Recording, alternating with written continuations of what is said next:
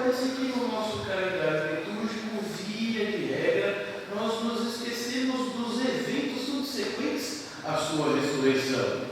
Inclusive até do Pentecostes, às vezes pode passar desapercebido. No dia 8 de junho, nós comemoraremos o Pentecostes, mas desde a ressurreição, 50 dias, até o Pentecostes, Cristo também volta e aparece a muitos de seus discípulos. E é interessante que a narrativa dos evangelhos nem sempre é tão clara para que discípulos exatamente ele aparece. Entendemos que quando é dito os discípulos, muito provavelmente sejam os 12, mas não tão somente os 12, porque aqueles já haviam recebido ensino, provas e capacitação suficiente para seguirem o seu ministério, e eles também já haviam feito outros discípulos. Portanto, quando nós lemos no texto discípulos ou seguidores, vamos entender que já é um grupo maior.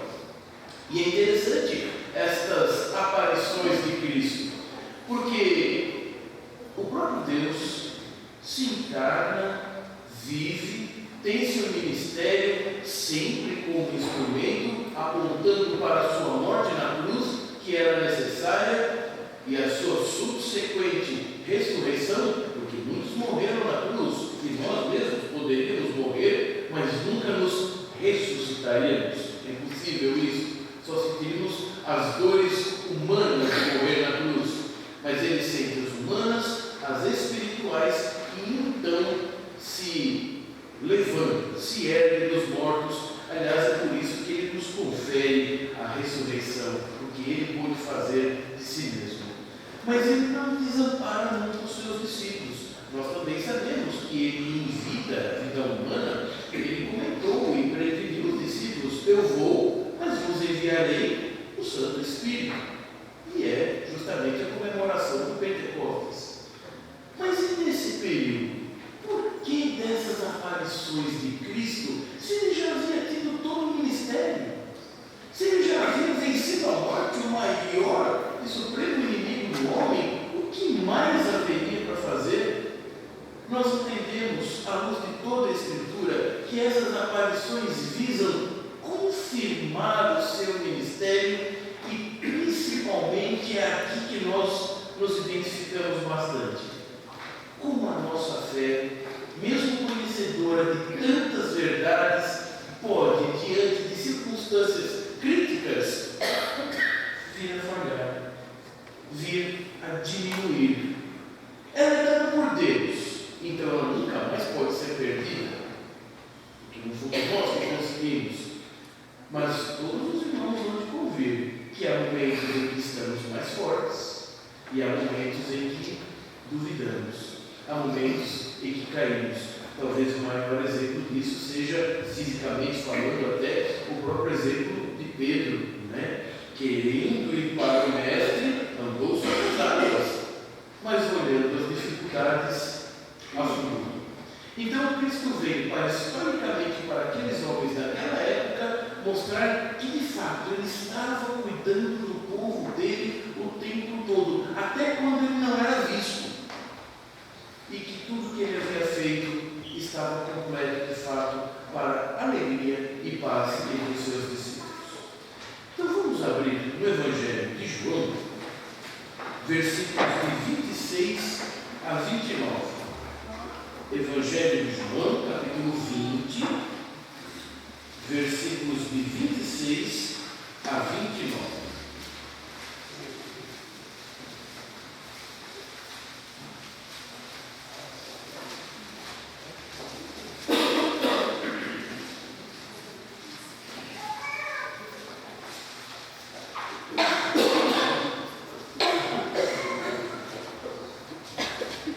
Evangelho de João, capítulo 20, de 26 a 29, nos diz assim: passados 8 dias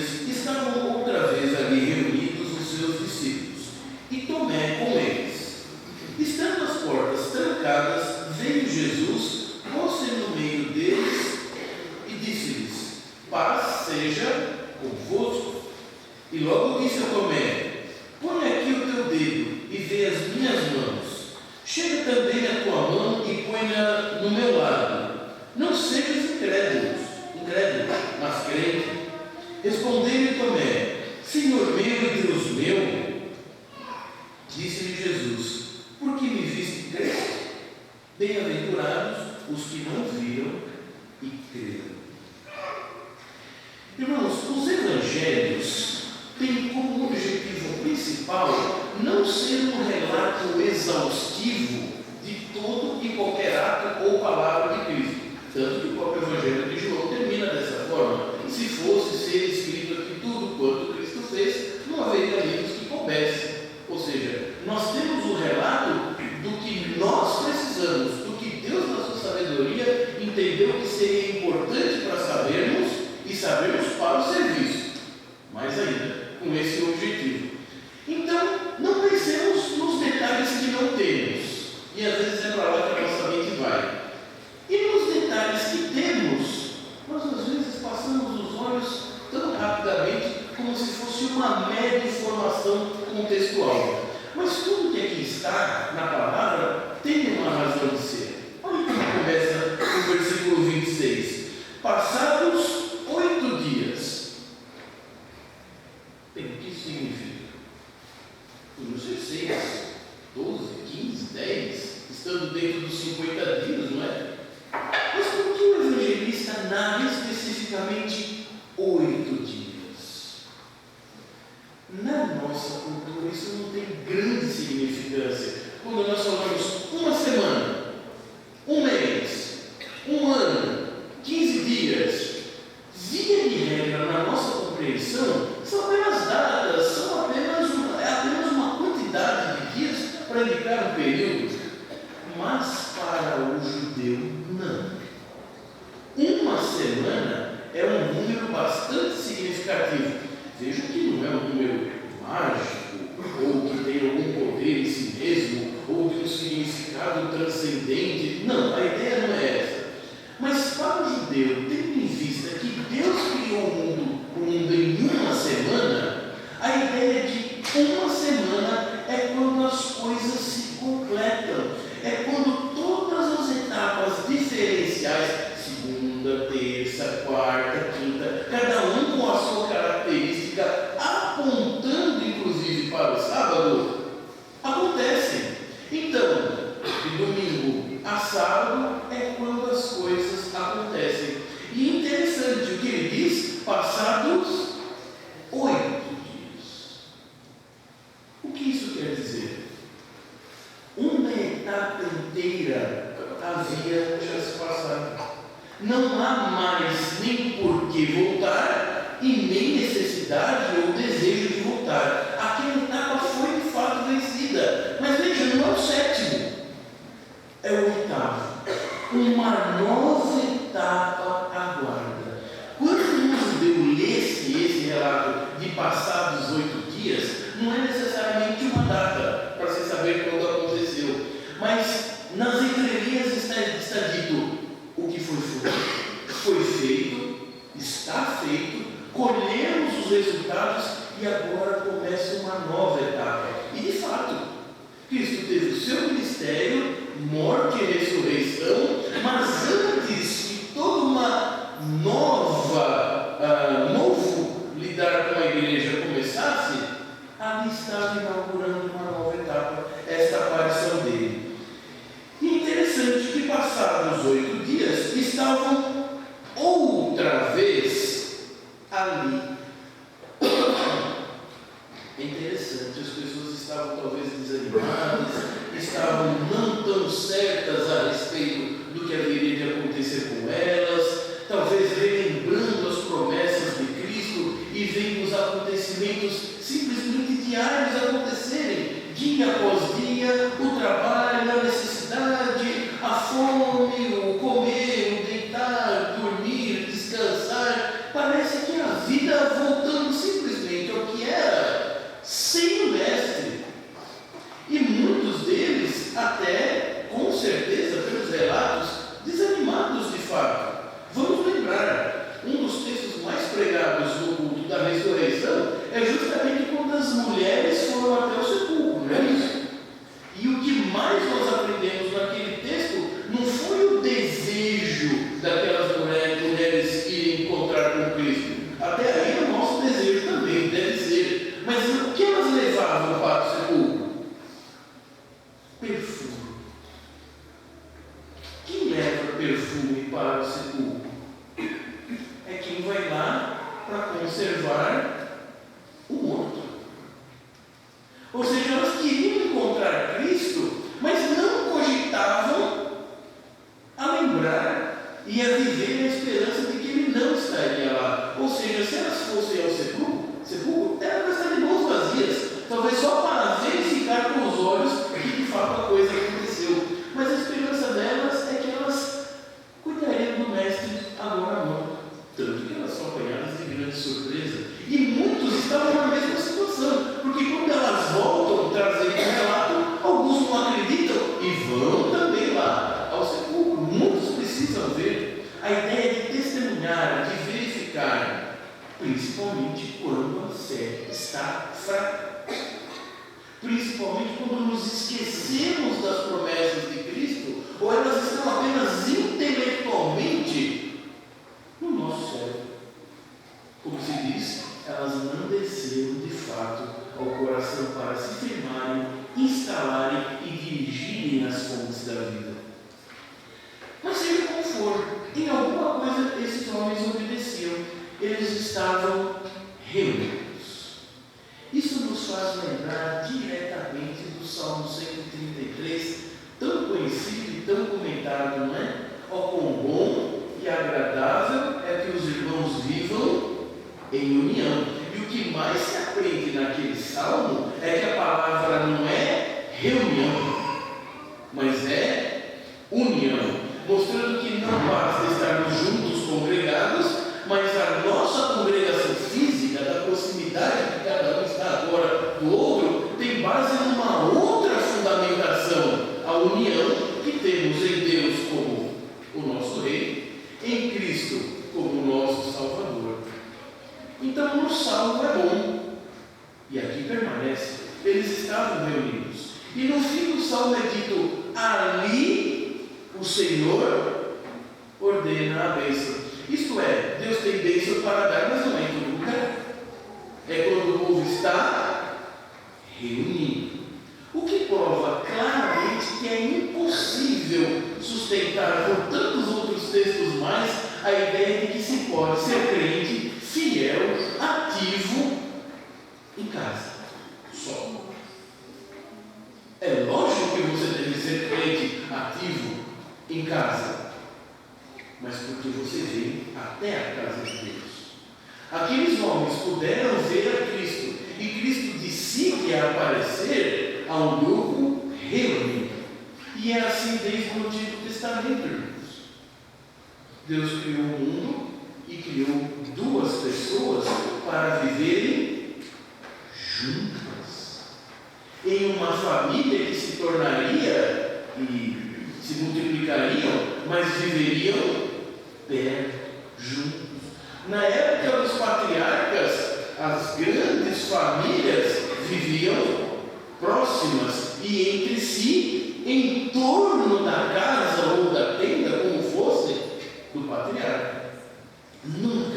Nunca se vê o espalhar. Até mesmo em Atos, na expansão do Evangelho e na separação da igreja física, é para que aqueles que se separassem, aonde fossem, criassem outro ponto de união, pregando o Evangelho, reunindo nas casas, sempre a reunião está presente. O povo atravessando o deserto não foi cada um para um lado.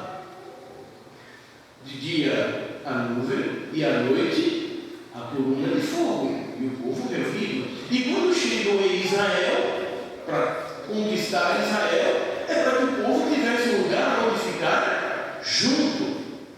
Isso sem contarmos o significado de igreja, que significa os congregados, os reunidos. De modo, irmãos, que a reunião, a união O ajuntamento está em total questão nesse texto. Não dá margem para pensarmos que podemos ter uma vida frutífera, de teste, de experiência, de prova com o Mestre, cada um na sua particularidade, a parte do corpo. E não confundamos. Não é porque temos a certeza que estamos ligados espiritualmente ao corpo que isso nos dá desculpa para estarmos fisicamente separados. É justamente o contrário, porque temos uma união indissolúvel, é que em toda a sua plenitude, tanto quanto nos for concedido, precisamos desfrutar dessa reunião juntos, fisicamente. Isto é, tantas quantas forem as oportunidades de estarmos juntos, estejamos.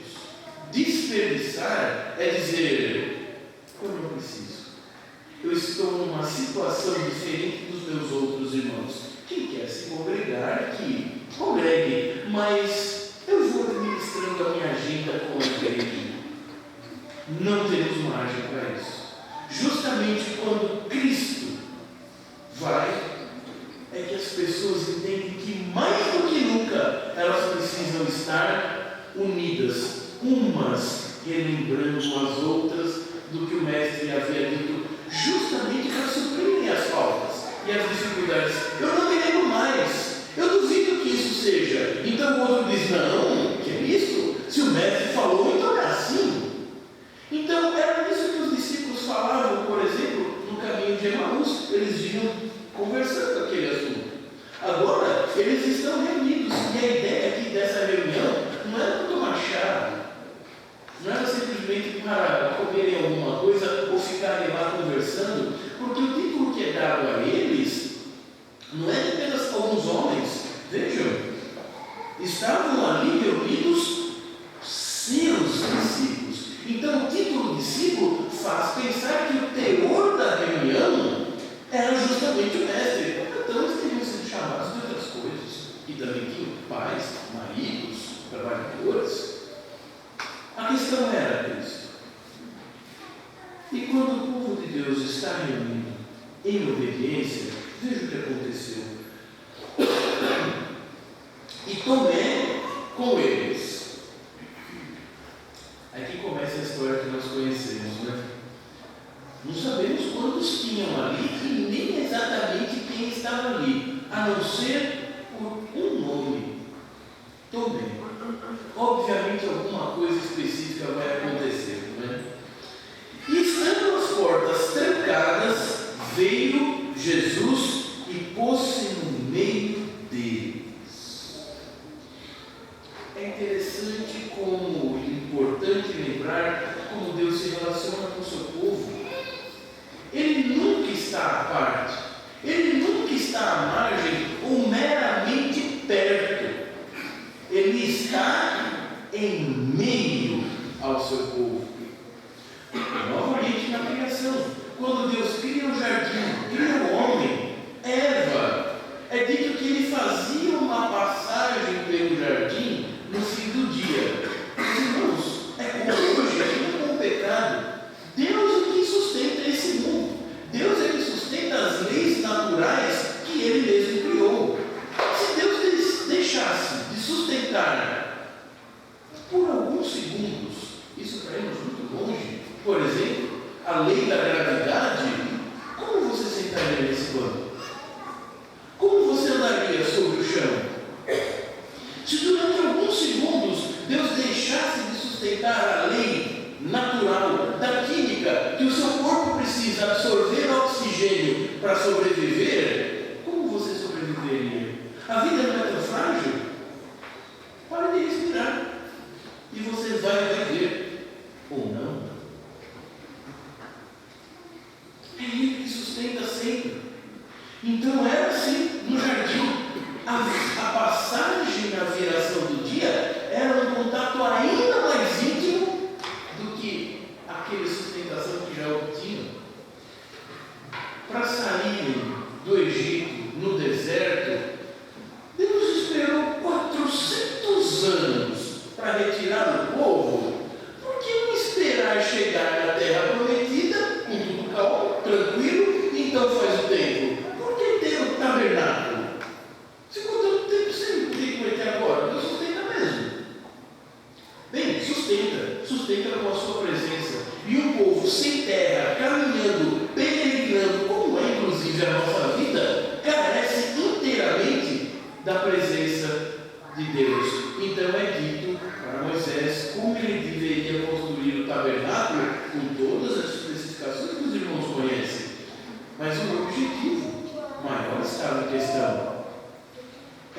preciso que esse tabernáculo seja do jeito que eu quero, porque eu vou morar aí e habitarei no meio de vós.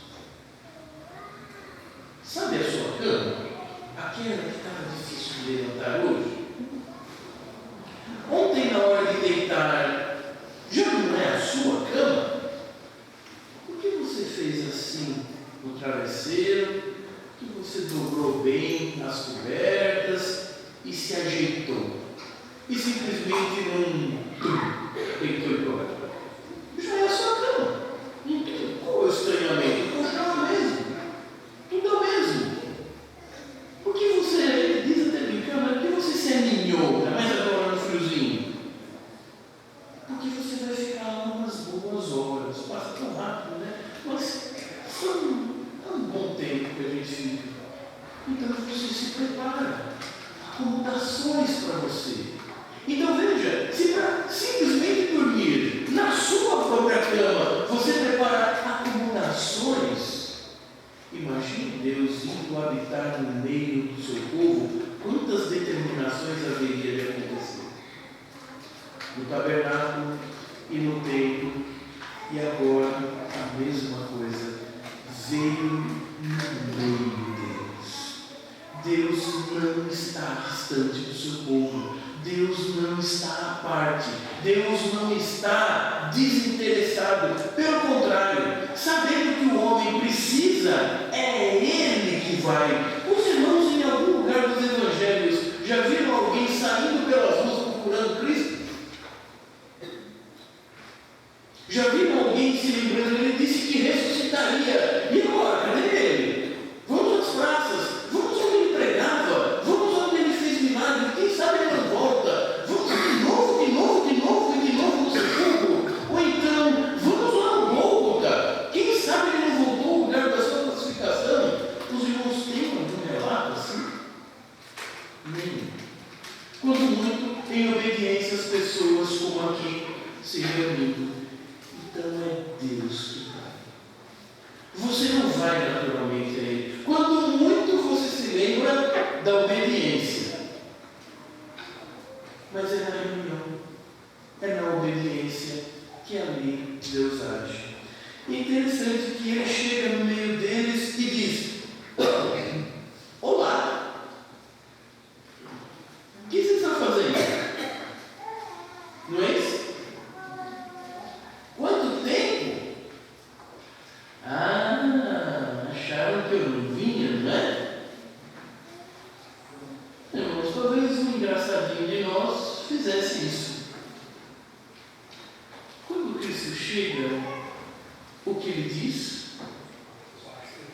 Paz seja convosco. Por que Cristo veio ao mundo? Para nos salvar, é verdade. Mas o que nos diz as cartas de Paulo? Porque Cristo estava consigo reconciliando o mundo, trazendo a paz para a dissensão e a guerra que há naturalmente entre Deus e o homem, por causa do homem e não de Deus. Em outras palavras, eu vim trazer para vocês o que vocês mais precisam. É interessante, não tinha ninguém brigando ali, não tinha ninguém discutindo, não parece ser esse o teor. Pessoal, vamos parar com isso, paz. Não é essa a ideia. É outro conceito cultural que para nós parece que fica meio esvaído ou perdido, mas para o judeu é de tremenda significância. Para o judeu, ouvir no seu idioma próprio a palavra paz, não é como para nós: olá, tudo bem? Como é que vai? Bom dia para você, bom final de semana. Tudo isso é muito humano, tudo isso é muito terreno, é um desejo às vezes mais pela etiqueta, pela educação, do que um real desejo de que a pessoa vá bem. Tanto que quando alguém consegue falar isso por educação, é porque a coisa está muito ruim mesmo, né?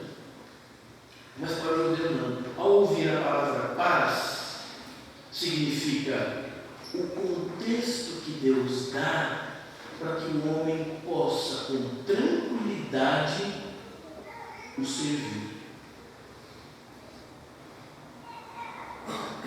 Então não é paz, que ninguém fique doente.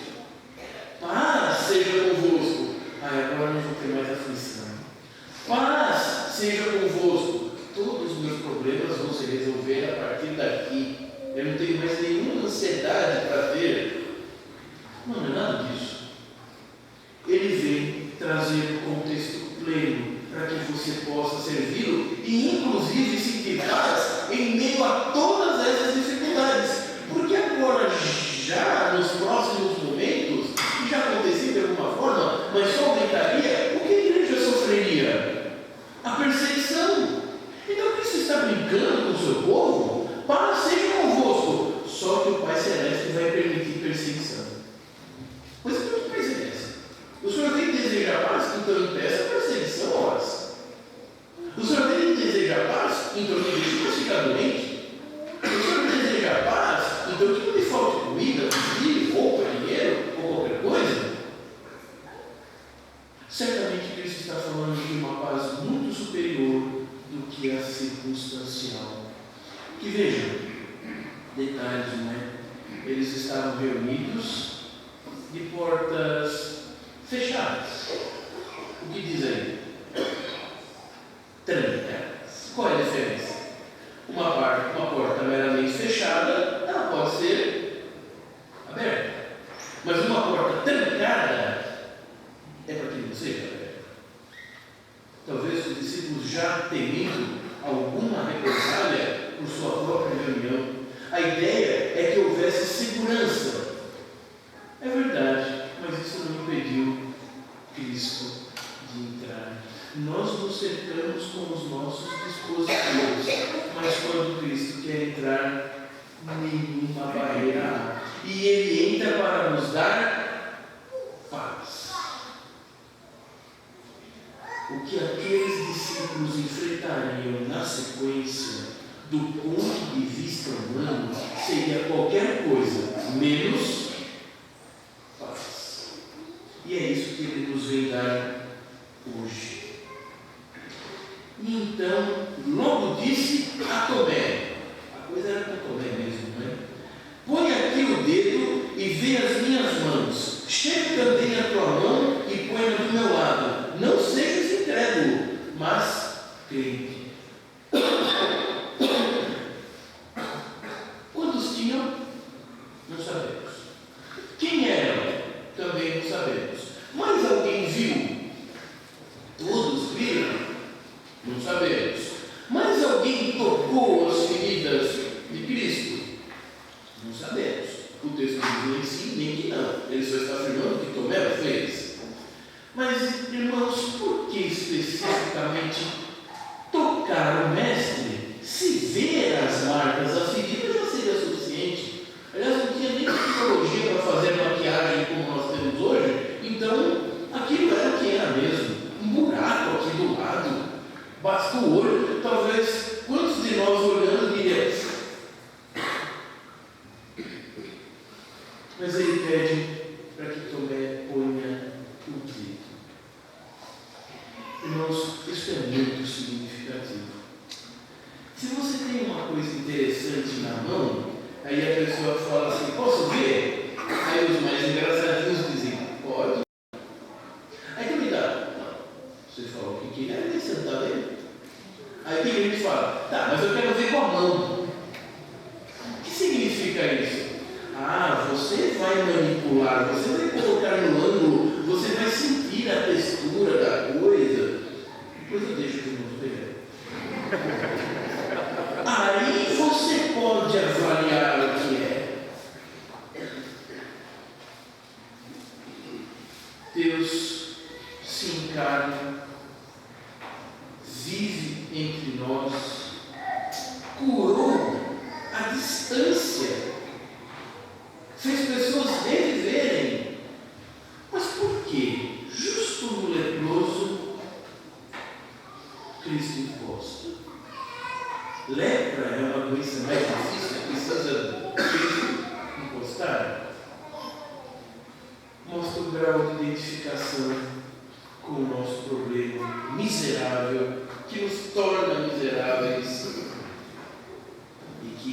invade todas as áreas, contagia todos, que é o pecado.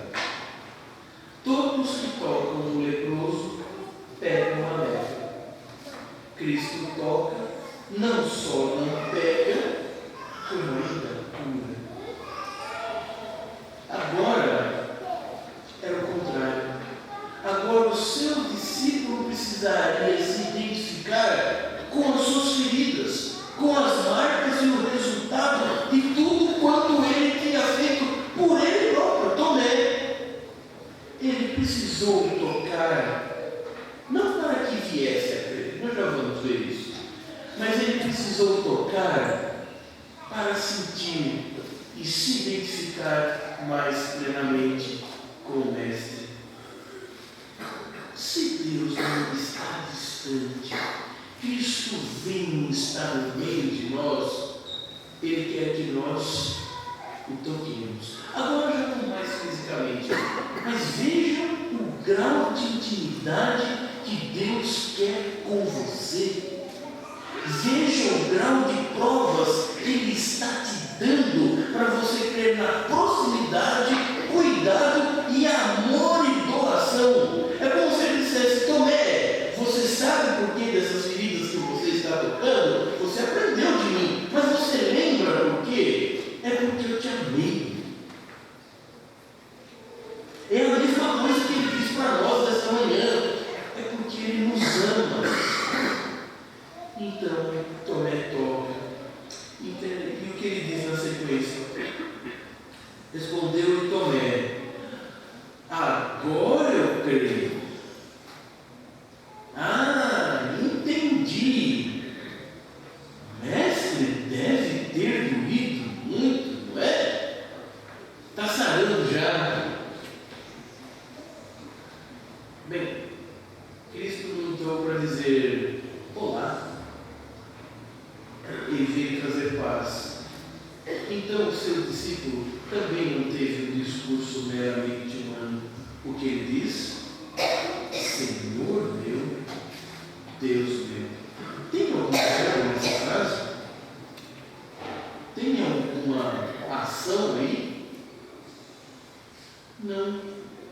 É justamente o que Cristo mais quer que reconheçamos. Que Ele é o nosso Senhor e o nosso verdadeiro Deus. Porque quando há esse reconhecimento, todas as ações se desencadeiam. E o verso verdadeiro: não havendo esse reconhecimento, nada se faz. Por que prenderam Cristo? Acusações injustas. Mas qual foi a razão? Ele é o rei dos judeus. Faz concorrência comigo, César. E mais, isso do lado dos romanos e do lado dos judeus. Ele diz ser Filho de Deus, o próprio Deus encarnado. Que blasfêmia! Percebe? Veio para os seus e os seus não receberam. Então, não reconhecer Cristo Senhor e verdadeiro Deus impede todo o processo das ações, mas reconhecendo, tudo mais se desencadeia. Irmãos, Cristo faz parte da sua vida se você entregou sua vida a Cristo. E Ele está perto de você. E talvez Ele já tenha dado tantas oportunidades para você colocar o dedo e ter a prova. Mas quantas vezes você proclama com boca e com atitudes que Ele é o seu Senhor, Ele é o seu Deus? Eu estava lendo essa semana uma devocional de Spurgeon, e lá ele diz: quando tudo falhar, quando você ficar desnorteado, quando você se sentir tremendamente só, não fale com amigo nenhum.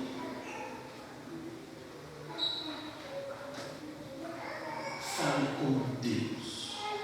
Porque se Deus enviar um amigo para te ajudar, creia, aquele amigo precisa de Deus tanto quanto você. Então você vai pedir ajuda para ele? Peça a Deus. dará o que você precisa. Mas para onde nós corremos quando as coisas apertam? Fulano, você teria 5 minutinhos para a gente falar? Eu preciso ir aí. Nunca vai, mas eu preciso ir aí. Ou então alguém muito chegado, rapaz, hoje está difícil, você pode vir? E se eu não der crédito? Se não tiver linha? Ou se tiver sem bateria?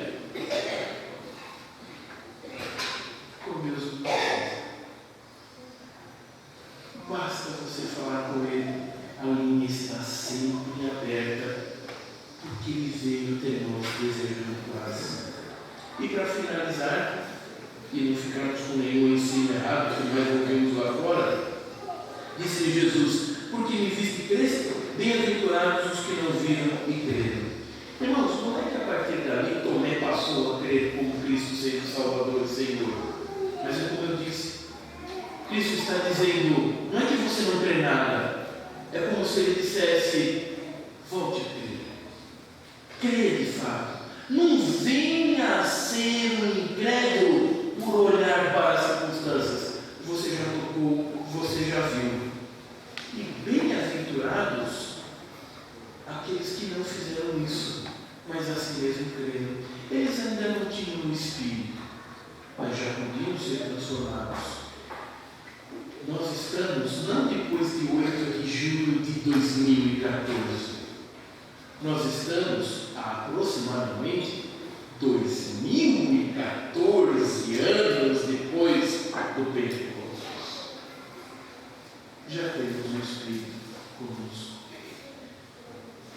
Por que ficarmos preocupados se Deus veio dar esta paz que excede todo conhecimento e circunstância? Por que duvidarmos se Ele já nos deu provas, cada uma suas, para você tocar e ver que Ele é de fato verdade? Por que nos preocuparmos se Ele está longe ou simplesmente perto? Ele está no meio. Por que sermos incrédulos se temos todas as provas? Por que ligar para um amigo ou amiga se temos Criador para nos ouvir sem precisar marcar o deles? Certamente o nosso pecado é a nossa contumácia. Coloque isso diante de Deus em oração e creia que Ele vem para nos trazer paz. Deus nos abençoe.